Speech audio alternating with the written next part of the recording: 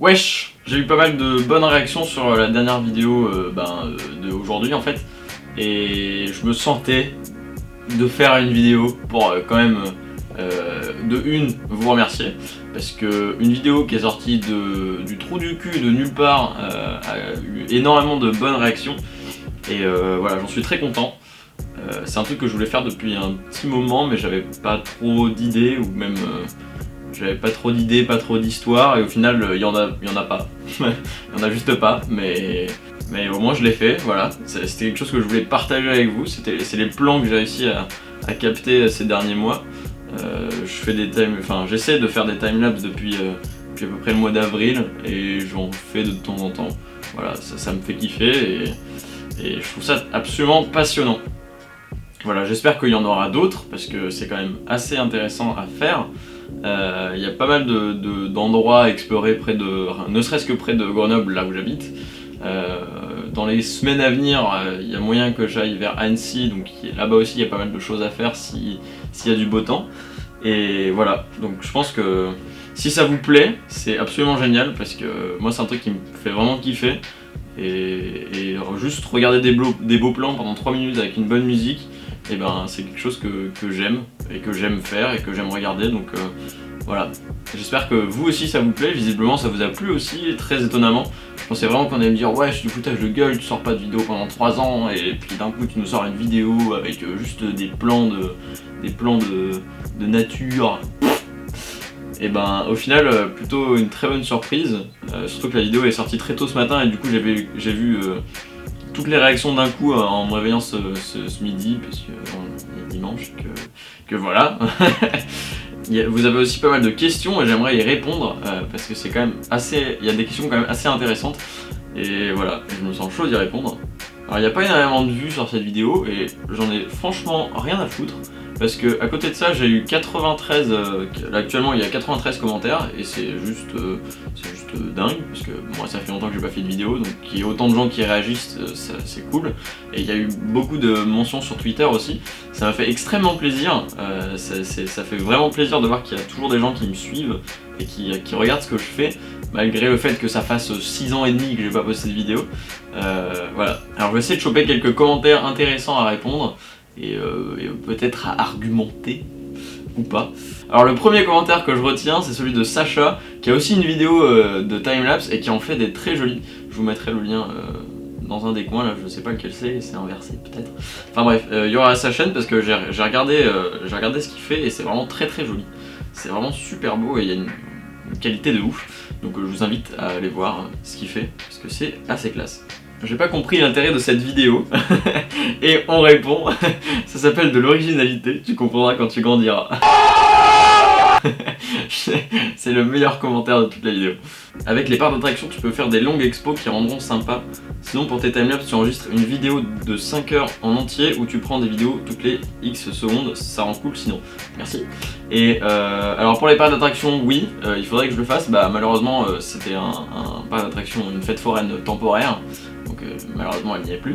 Mais sinon, alors je sais pas si vous l'avez vu dans la vidéo, mais les 3 ou 4 premiers timelapses sont d'une qualité dégueulasse, mais alors à chier, mais nul à chier. Donc ceux-là c'était des vidéos que j'ai accélérées, et c'était clairement pas le bon move à avoir. Et depuis je fais des photos, puisque j'ai une petite télécommande qui me permet de prendre des photos toutes les 5 secondes ou 10 secondes ou tant que je veux. Et du coup c'est beaucoup plus pratique, et il y a une putain de qualité. Du coup je peux sortir des vidéos en 4K, puisque c'est des photos, donc je peux même les downscale un peu, je peux recadrer, je peux vraiment faire un truc cool. Donc voilà, donc maintenant je prends des photos et je les mets à la suite, et voilà, c'est le principe d'un timelapse. Et d'ailleurs j'aurais dû faire ça depuis le début, puisque les 4 premiers timelapses sont un peu pourris. Il y a celui de Lyon, il y a les premiers où c'est la nuit, enfin bref, c'est à peine chronologique. Au début je voulais faire chronologique, et puis au final bon, ça s'y prêtait pas vraiment. Mais du coup voilà, les quelques premiers timelapses sont de mauvaise qualité, et ça se voit d'ailleurs, puisque j'ai rendu la vidéo en 4K, j'ai dû upscaler ça en mode gros porc dégueulasse. Et voilà. La recette timelapse plus dubstep, c'est bof parfois. Alors, j'aimerais bien connaître un peu plus ton avis justement. C'est Arnaud qui a mis ça. Puisque bon, déjà c'est pas de la dubstep, mais bon, c'est pas grave. Voilà, les genres de personnes qui pensent ça, J'aimerais bien avoir un avis un peu plus détaillé là-dessus, ça m'intéresse vraiment de savoir ce que vous en pensez, comment je pourrais améliorer ça et comment je pourrais faire pour que ce soit peut-être un peu plus intéressant pour vous et pour tout le monde peut-être. Voilà. Alors, complètement hors sujet, on me demande si je ferai le prochain KTP et malheureusement non. Ils ont tourné ça jeudi et malheureusement j'étais pas dispo. Donc voilà, pas pour cette fois malheureusement. Il y a plein de Peugeot qui sont passés. Il n'y a plus personne qui te connaît, tu fais pas tes vues. Alors celui-là aussi il est assez drôle puisque j'en ai particulièrement rien à foutre et que le nombre de vues, je m'en carre complètement. Et c'est plutôt justement vos réactions qui m'encouragent de ouf, puisque qu'il y en ait 10 ou 50 ou 80 000, et ben ça m'encourage tout autant. Donc voilà, les réactions que j'ai eues là dans les commentaires et sur Twitter étaient juste folles, et voilà, c'est ça qui me plaît et c'est ça qui me fait plaisir. Quel appareil photo utilises-tu? J'utilise le 600D, c'est celui-là, celui avec lequel je filme, et actuellement je filme avec un 50 mm, ce qui permet de faire des trucs super flous de près et de loin, et comme ça moi je suis juste net. C'est génial, c'est parfait. Voilà, ça fait un rendu très très beau, très podcast, genre, je sais pas si t'as remarqué, voilà, n'importe quoi. À quand le déco défi, bordel? On dirait que j'ai presque fait cette vidéo pour ça, quoi. Le déco défi, je l'ai dit sur Twitter, c'est plus de mon ressort, bordel, arrêtez de m'embêter avec cette question, pitié, puisque c'est plus à moi de le faire. J'en ai discuté avec Arm, qui s'occupe du déco défi, et je lui ai redonné la main, et c'est lui qui se débrouille avec ça. C'est lui qui voit ce qu'il veut faire, et c'est plus de mon ressort. Voilà, je n'ai plus le déco défi à faire, donc arrêtez, désabonnez-vous, partez. Si vous attendez que le déco défi, vous pouvez partir. À certains moments, j'ai l'impression que tu es en surexposition, ce qui fait que c'est pas toujours très net, mais sinon le combo vidéo plus musique est parfait. D'abord merci. Et puis oui, effectivement, je suis en surexposition sur certains timelapse, je suis même en sous-exposition pour certains. Il faut savoir que c'est mes tout premiers timelapse, c'est vraiment les vraiment tout premiers quoi. Donc j'ai encore du mal à gérer l'exposition qui évolue au fur et à mesure du temps. J'arrive à faire une première image propre, mais j'arrive pas à savoir, enfin, à deviner comment va évoluer l'environnement. Donc c'est un point sur lequel il faut que je m'améliore encore et j'espère que ça viendra avec le temps. Voilà, c'est malheureusement tout ce que je peux répondre. Malheureusement oui, je suis en surexposition sur certains. Je vais essayer de commencer à shooter en RAW pour... alors là il va me falloir des cartes SD de 256 Go. Je vais essayer de commencer à shooter en RAW pour pouvoir retoucher l'image après le shoot. Peut-être que ça m'aidera à gérer l'exposition et à avoir peut-être un meilleur résultat. On demande de faire des hyperlapses. Alors des hyperlapses c'est un peu plus compliqué.